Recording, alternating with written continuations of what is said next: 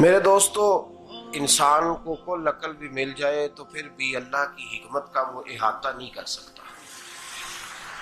रब्बे करीम को ज़्यादा पता है कि हमारे लिए कौन सी चीज़ बेहतर है और कौन सी चीज़ हमारे लिए नुकसान का बाइस है।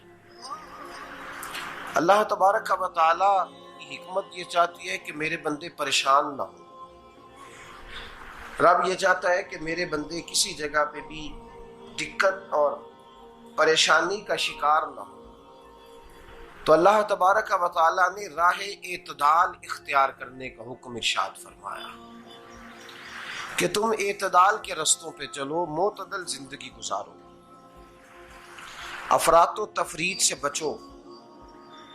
आज जिस माशरे में हम वक्त गुजार रहे हैं, इस माशरे में हम इस बात को समझने से कासिर हैं कि असल हमारा मसला क्या है। हमारा असल जो मसला है उसकी शनाख्त हमें कैसे होगी और हम फिर उस तक रसाई किस अंदाज में हासिल कर पाए। हम हमेशा अपनी आमदन बढ़ाने के चक्कर में रहते हैं। एक काम और शुरू कर लें, पार्ट टाइम जॉब शुरू कर लें, कोई साइड बिजनेस उसका आगाज कर लें। हमारी जो दौड़ लगी हुई है वो लगी है काम बढ़ाने में, आमदन बढ़ाने में। हालांकि इस्लाम हमें ये कहता है कि तू आमदन बढ़ाने के चक्कर में ना पड़। असल बात यह है कि तू अपने खर्चे कंट्रोल कर। तंग इंसान वो नहीं होता जिसकी आमदन थोड़ी होती है। ये तवज्जो कीजिएगा मेरी बात, ये कीमती बात है और गुफ्तगू सारी का लुबे लुबाब है। तंग बंदा वो नहीं होता जिसकी आमदन थोड़ी होती है। असल परेशान वो होता है जिसके खर्चे ज्यादा होते हैं। और हमारा जो रोजमर्रा का नुकसान हो रहा है ना, वो आमदन के मामलात में नहीं हो रहा। बुनियादी नक्श जो वाक़या हो रहा है वो ये है कि हमारे अखराजात ज्यादा, और वो अखराजात किसी और ने नहीं बढ़ाए। वो खर्चे हमने खुद बढ़ा लिए हैं और अब हमें उसका नुकसान भुगतना पड़ रहा है। और अगर आप सही मानों में टटोलें तो जो बहुत अमीर लोग हैं वो तो उन खर्चों से बच गए। मैंने बहुत सारे ऐसे खत्मात में शिरकत की है। मैं बहुत सारी ऐसी जगहों पे गया हूं कि जहां लोगों ने बड़ा मुख्तसर सा खत्म दिलाया है तो हो गया है खत्म। खत्म के मामले में कब किसी ने पाबंदी लगाई है कि उसमें 200 आदमी शरीक होगा तो तब ये साले सवाब सही हो सकेगा? कौन कहता है? या शादी के मौके पर अगर सारे बहन भाइयों को न बुलाया गया तो मेरी शादी पाया तकमील तक नहीं पहुंचेगी, इसमें बरकत नहीं होगी। ये किसने फतवा दिया है? मोतदल जिंदगी का इस्लाम हुक्म देता है। मैं पढ़ रहा था कि एक बहुत बड़ा सदर है, गालबन सूडान के सदर की बात हो रही थी, तो अपने बेटे की बारात लेके गया तो 4 लोग गए हैं बारात, और 15 लोगों का उसने एहतमाम किया अपने घर में खाना खाने का। तो क्या शादी हो गई कि रुक गई? तो भाई राग अलापना इस बात का कि बड़ी परेशानी है, कोई साइड बिजनेस शुरू किया जाए फलान जगह फलान जगह फलान जगह। तो असल मामला ये है कि पहले एक बंदा कमाता है तो फिर भी घर ही चलता है, फिर बड़ा बेटा साथ शामिल होता है तो फिर भी घर ही चलता है, फिर मंझला बेटा शामिल होता है तो फिर भी घर ही चलता है।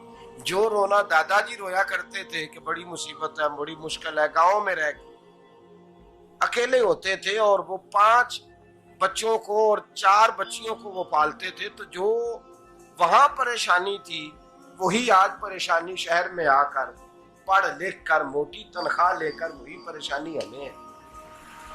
तो मैं जिस नतीजे पे पहुंचा हूं इसको पढ़ के, कुरान मजीद की चंद आयात को देखकर और इस मफहूम की जो हदीसें कुतुब हदीस में पाई जाती हैं और हमारे बुजुर्गों ने हमें जो मिजाज इस हवाले से दिया है, मैं इस नतीजे पे पहुंचा हूं कि मसला आमदन का नहीं, मसला खर्चे का है। हमारे खर्चे बुनियादी तौर पर ज्यादा, और अगर फिर हम ज्यादा बोझ खवातीन पे डालते हैं कि वो मुतालबे ज्यादा करती हैं। और अगर आप मुझसे पूछें तो खवातीन की भी अगर किसी जगह कोई आदत खराब होती है तो उसमें असल किरदार उसका होता है जो वो आदत खराब तो क्यों अपने गले से उतार के आप किसी के गले में बात डालने के चक्कर में है? वो खवातीन की तबीयत नहीं ऐसी है। असल बात यह है कि हमने आदत डाली है, हमने ये मिजाज उनको दिया है तो उनका बना है, न कैसे बन सकता।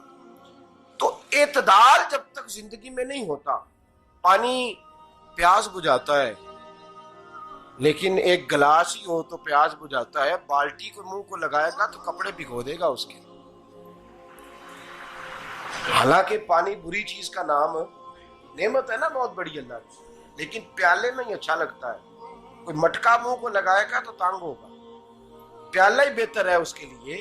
तो मेरे दोस्त, मटके से भी बाज़-औक़ात काम चल जाता है, लेकिन अगर कोई कहे नहीं मुझे दरिया ही चाहिए तो उसका तो घर बह जाएगा, सारा घर बह जाएगा उसका। हमें दरिया काबू करने का मूड बनाया हुआ है तो इससे घर बहा करते हैं, इससे घर बना नहीं करते। घर प्याले से पानी पीने से बनता है। अगर तू दरिया पे कब्जा करने का मूड बनाएगा तो घर बनेगा नहीं, घर बह जाएगा। आग ना हो तो खाना पक नहीं सकता, लेकिन हल्की आंच से खाना पकता है। और अगर आंच तेज कर दी जाए तो जी, करीने क्यास बात कर रहा हूं मैं, अकल से मावरा नहीं कर रहा। करीने क्यास समझाने के लिए मिसालें दे रहा हूं। हल्की आंच पे खाना पक जाता है और आग तेज हो तो खाना जल जाता है। तो खाना उतनी देर ही खाने के काबिल रहता है जब तक वो हल्की आंच पे पकता है। तू जितनी मर्जी तू कहता है नहीं मेरा गुजारे नहीं, आग तेज होनी चाहिए, तो मियां जल जाएगा, जल जाएगा। हवा न मिले तो सांस नहीं आती, ठीक है? ऑक्सीजन ना हो तो सांस है, हवा ना चले तो गुजारा नहीं होता। लेकिन अगर तेज जले ना, अगर तेज जले तो तेज चले तो आंधी और तूफान बन जाए तो छतें गिरा देती है, जाने ले लेती है। हम हैं तूफान के चक्कर में, हम हैं दरिया के चक्कर में, हम हैं बड़े नाव के चक्कर में। तो मियां हल्की आंच ही अच्छी है, याद रख। और एक गिलास पानी का एतदाल से मिलता रहे तो वही मिलता रहे, जरूरत के वक्त वही बेहतर है। तू पूरे दरिया पे कब्जा करने का प्रोग्राम ना बना, तंग हो जाएगा। और मेरे अजीज याद रख, हवा सांस लेने के मुताबिक मिले तो वो ये अच्छी है, जो सांस बंद करने पे आ जाए वो हवा अच्छी। हमने चक्कर चला लिया है कि ज्यादा पैसा, रातों रात पैसा, लंबा पैसा, ये प्लाट भी मेरा, वो प्लाट भी मेरा, गुजरांवाला भी, गुजरात भी, लाला मूसा खाड़ी और पिंडी तक जहां मैं जाऊं मेरे नाम की तख्तियां लगी हुई होनी चाहिए। इस्लाम मना